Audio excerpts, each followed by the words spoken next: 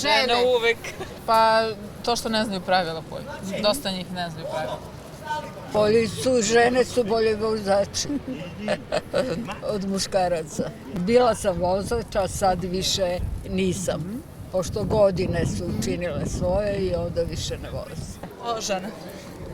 Pa i ja mislim da su žene jer su, pretpostavljam, nežnije i sa kočnicama i sa ovim skretanjima. Ja mislim muškarci. Ma žene, ne može, kako, gde je muškarci? Žene. Pa i žene i muškarci su dobri, mada i ima žene koje su fantastični vozači. Ja sam 43-4 godine vozač. Hvala Bogu, dosta sam došla prešla. I žene su ti ekstra, imaš neki, ja to da sam bio isto, kad pogledam kako se parkira, znam da je vozač dobar ili loš. Treba da su ljudi pažljivi, da se drži rastojanje i tako dalje. Znači ne treba biti nervoza i to je to po meni. Stabilnost, ja nikad u životu ne žurim, a svuda stižem.